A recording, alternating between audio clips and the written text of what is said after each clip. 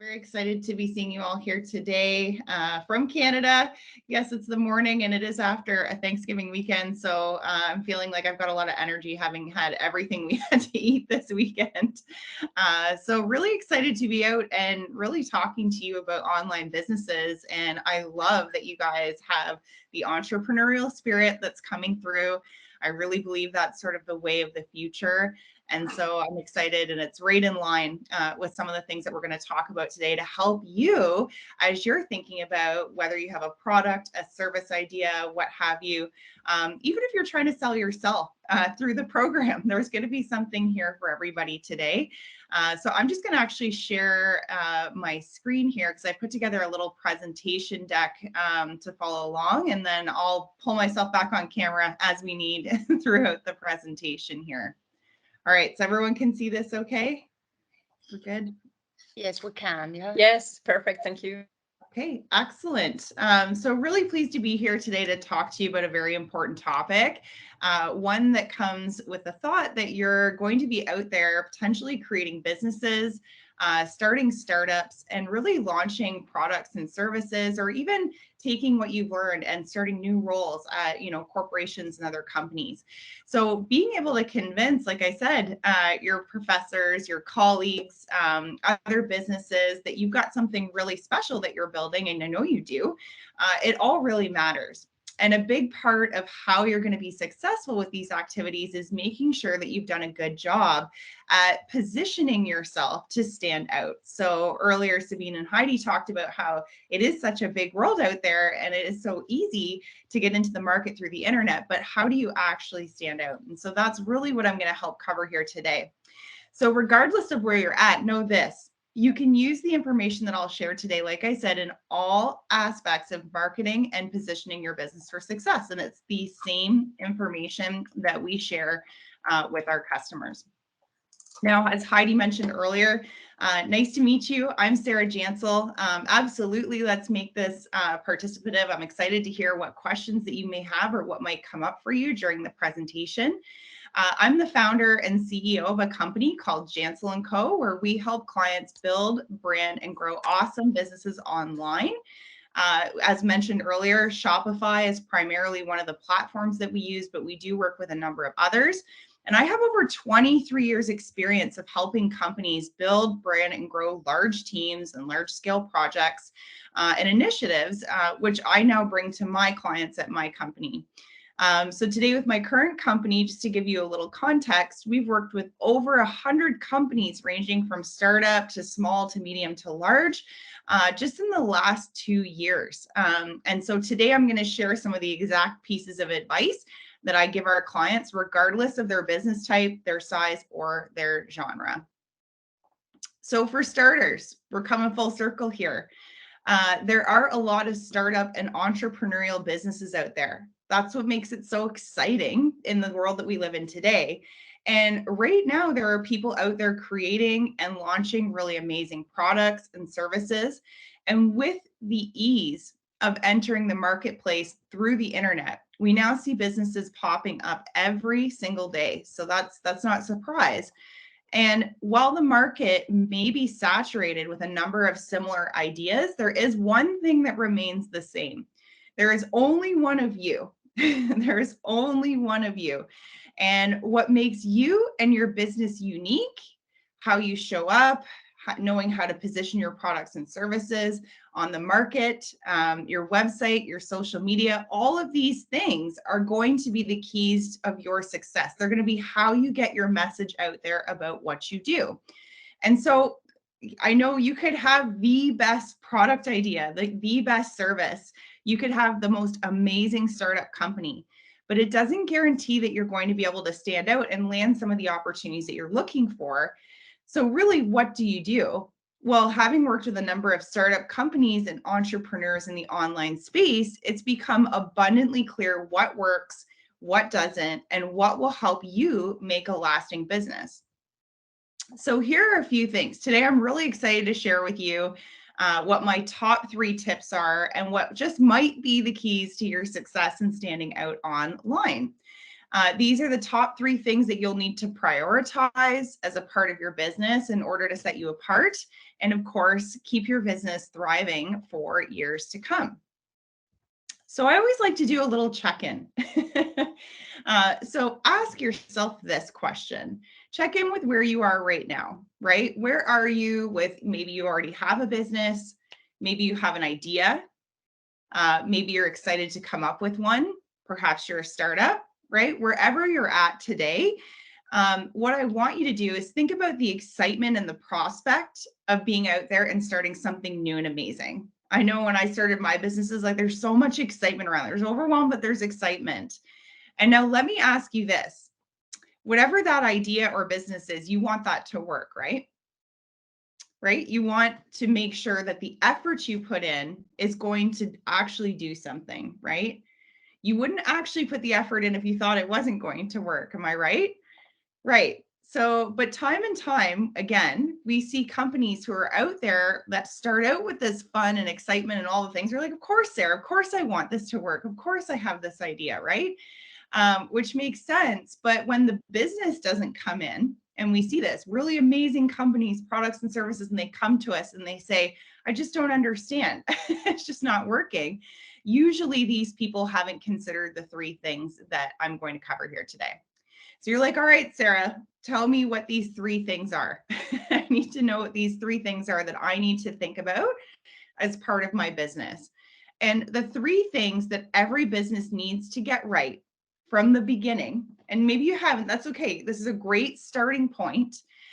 Aside from your actual skill and expertise, right? Aside from the product and all the things, like how you're going to market yourself is going to come from 3 things, which is firstly, understanding who the ideal customer is that's going to consume your products and services. So who are they and what are their needs and wants and all the things that are going to attract them to your particular business. And the second thing is to create a standout brand. If brand is new to you, we're going to cover a few things today, but your brand is essentially who you are and who your company is and that personality that you're going to give it that will attract the ideal customer. And the third thing is really being able to articulate your unique value. So like I said earlier, you might have the best company or product in the world, but if you're not able to communicate why it's so amazing, or AKA we call your value your transformation, and I'm going to dive into that a little bit later, then it might be hard for you to actually land some of these customers, right? So all of these things are connected, and we're going to dive into exactly what I mean into each of these topics today.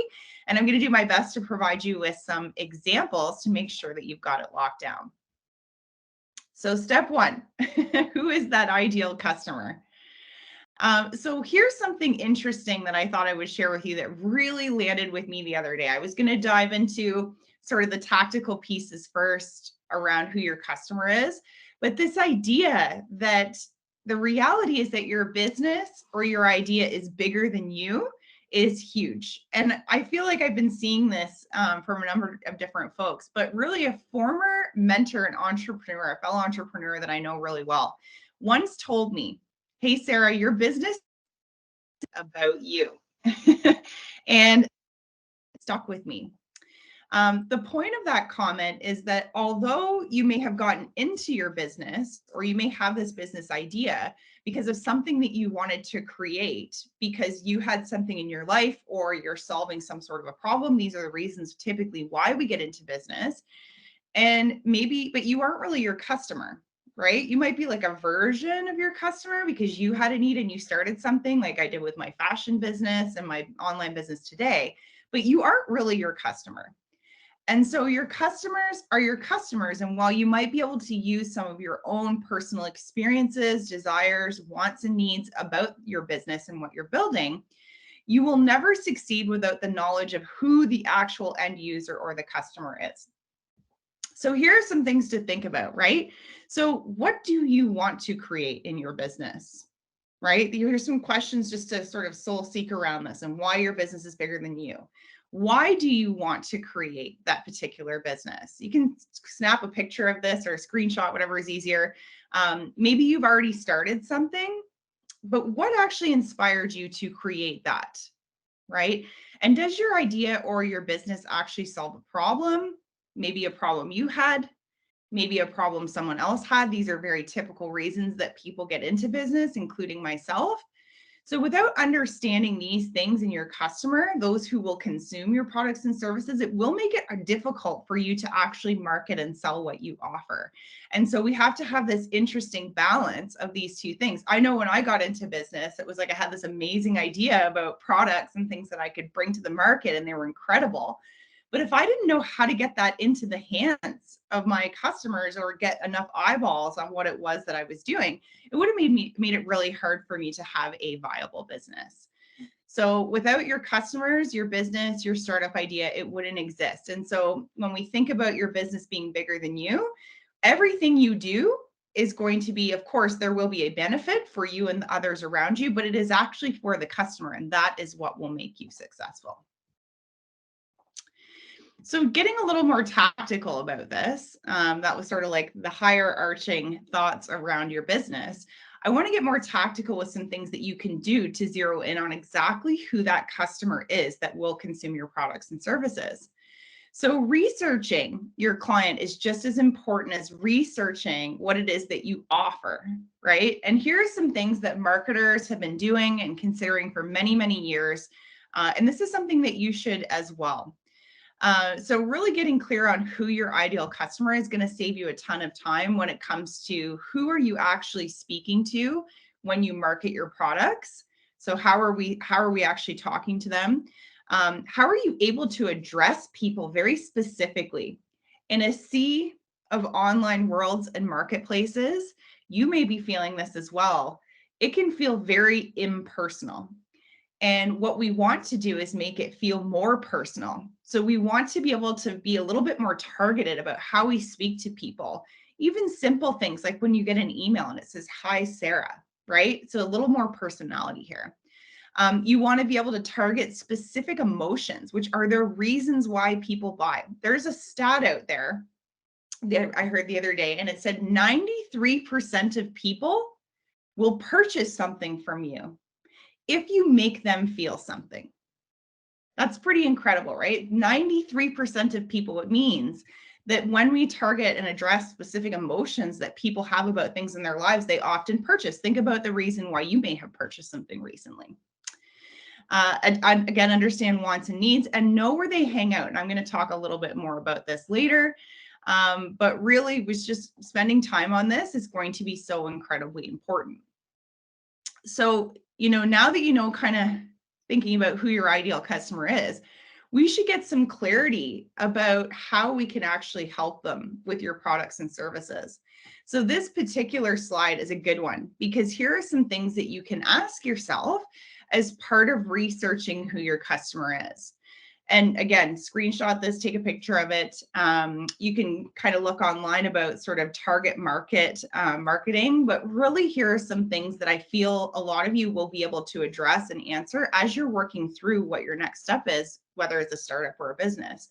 So understanding who needs your solution, whether it's a product, a service, it's technology, what have you, who you're helping and why. Understanding kind of what the age range is. So there's some demographic information that's really important around education, income, status, habits people have. If you have a premium product, right, that's more expensive on the market, you probably want to be targeting someone who's making a little bit more versus a low cost entry to the market, as an example. You want to understand kind of where they hang out. So I put social media in here, but it could be blogs. It could be in person. It could be at conferences. It could be in magazines. It could be on radio. It could be all kinds of things. And the reason we want to understand this is so that we can actually show up where these consumers are that we believe are our target clients to actually market our products and services to them.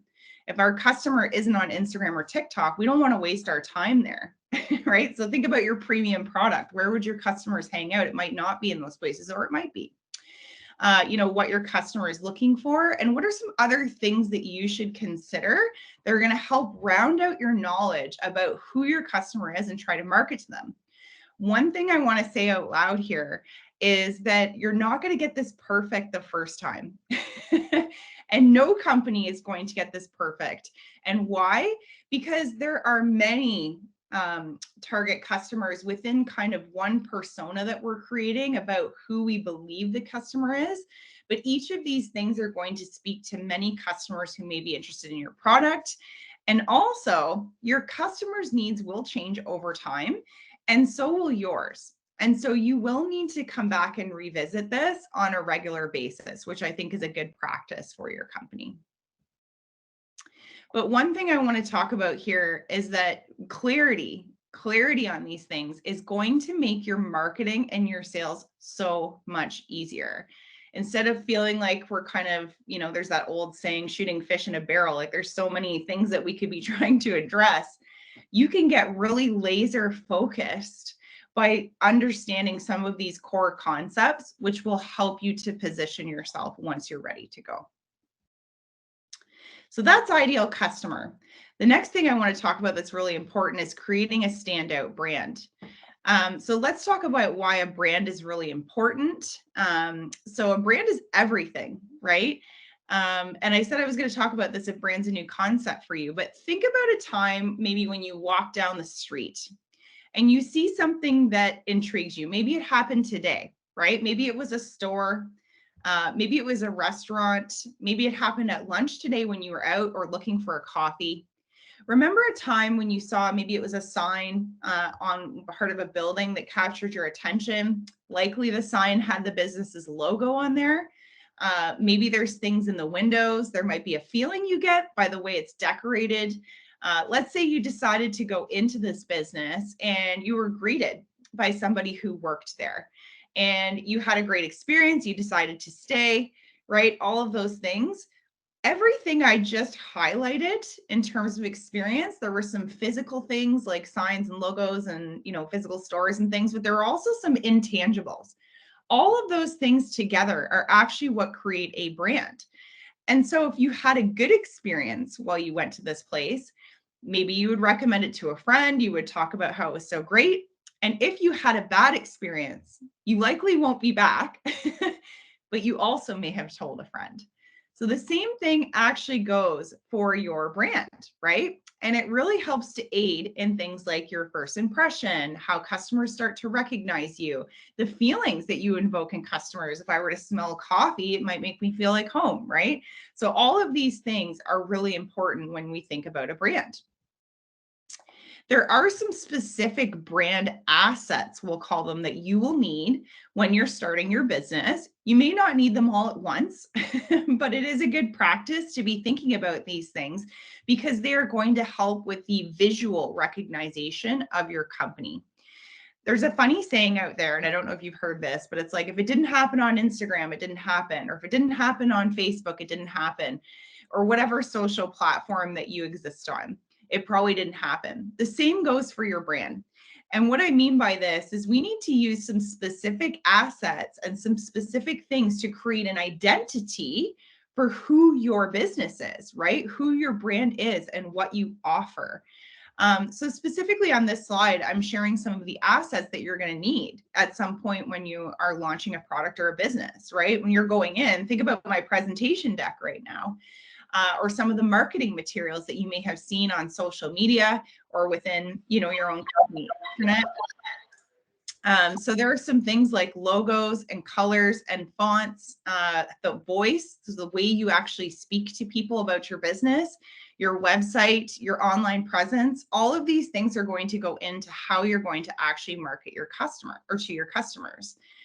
And so why do your brand assets matter? Why do all these things matter? It's because each of these things are going to help create the familiarity and the recognition your customers need to buy from you. We call that the know, like, and trust factor.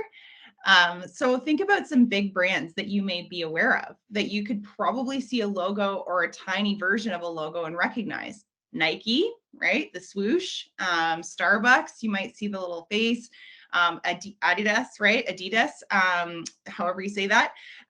So those types of companies all have logos and colors and things that you would instantly recognize, even if someone didn't tell you that this was a Nike or, an Adidas commercial. So these are some things that you need to be thinking about because they're going to help your customers understand who you are, perceive the value that you offer. Do you look like a premium product or not, right? Is it more mom and pop? Easily recognize you. We're going to convey an emotion. I'm going to show you a cool chart in a minute for that. Create much needed consistency. There is a saying out there that if you had a website and it looked different from your social media and it looked different from your marketing materials and it looked different from your products and services, it would be confusing and it would be difficult for people to trust and understand who you are.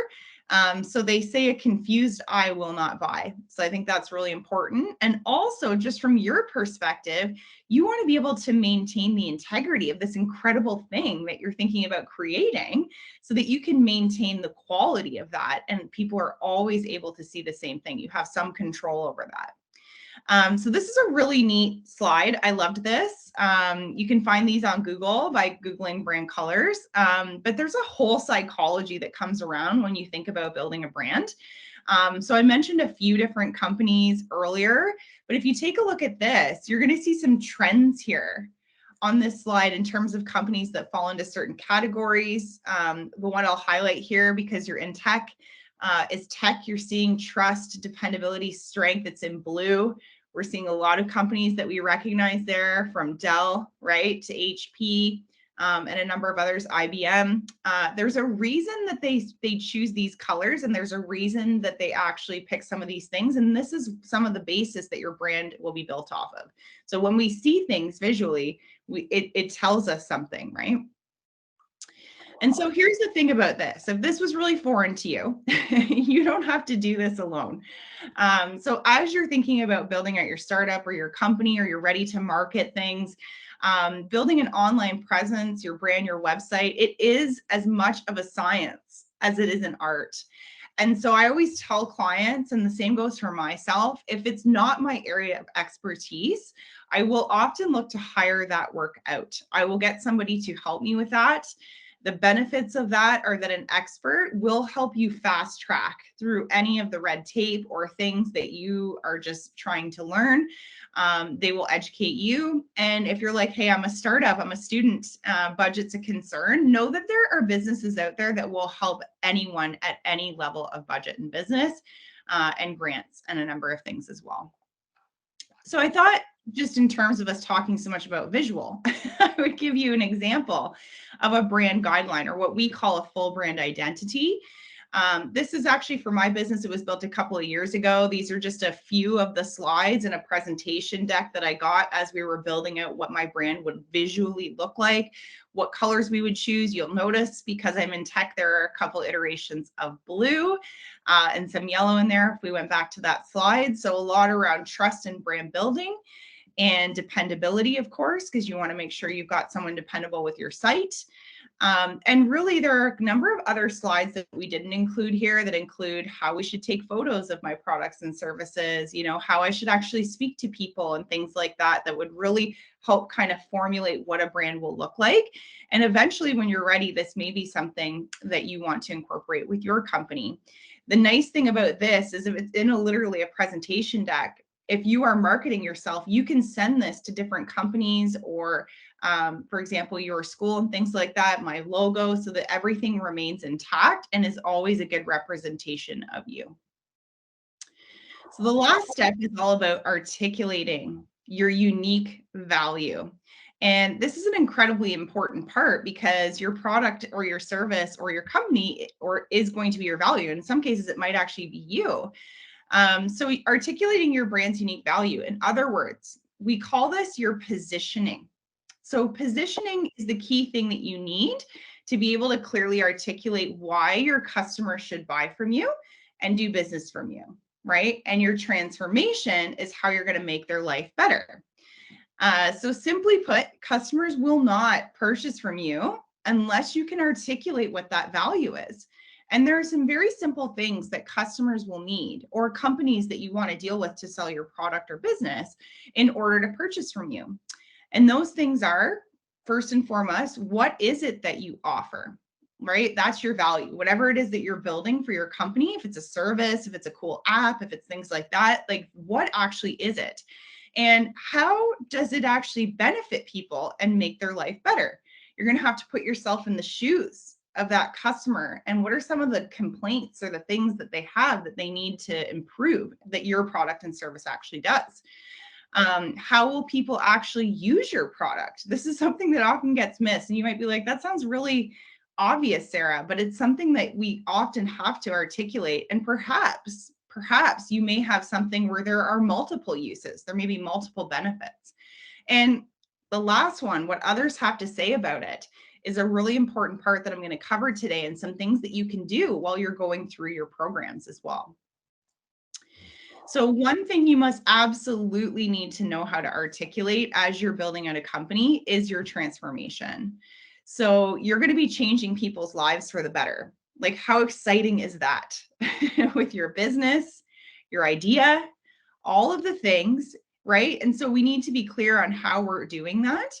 On this particular slide, I talk about the transformation in terms of, think about it like in before and after photos, right? So who is your customer? The person that you believe is going to purchase your product or idea before they work with you, and who are they after, right? You may want to ask yourself, who are they after they purchase their solution? What are some of the things that they struggle with that they need your product for? What ways does the thing that you offer improve people's lives? And how does it help? How does it make people feel? So all of these things are going to help round out some specific examples that you are going to use to market and say those things back to consumers later. So that's really important. And a pro tip here, this is the one I kind of alluded to a couple of slides ago, is to ask yourself, where were you the last time you bought something when somebody suggested that you should and you did, right? I know when I was in Austria, I was like, where's the best coffee place for me to go? You know, where should we go to purchase wine, right? Where should we get, you know, whatever it is we needed? What hotel would be the better one to stay in? I asked for recommendations, and then I trusted those and purchased them from people that I knew. Those are some examples of things that really matter when consumers are buying things. And so even if you're in the early days of an idea, you know, you have an opportunity to actually work with some of the students or your profs or people that you know and have them test out the things that you're building and ask them, hey, if you really like this, would you mind giving me a testimonial or writing something out about why you like it? And you're going to be able to use that later. Testimonials are like gold in the online space of marketing. So one of the biggest influencers of why and how people buy is credibility. And often the people we know or other people who are saying things about products and services are going to give you just that. So there we have it. There are 3 things that are going to help you stand out as a startup. I hope this presentation left you with some bigger ideas or some things to maybe ask yourself or think about as you're building out your exciting businesses. I'm really excited for you. The future needs you. And so just spending a little bit of time thinking about who you're selling to, how you may want to look in the marketplace in terms of your brand, and of course, how you're going to position the thing that you're doing that's so incredible, so people just obviously want to buy it, are really going to help you as you're thinking about what's next for you. So with that, I'm going to just actually turn it over. You guys can take a screenshot of this if you want, or I'd love to connect with you. I know they mentioned my podcast and things earlier. Here's where I hang out if you want to learn more, but I'm going to open it up over to Heidi and Sabine for some questions.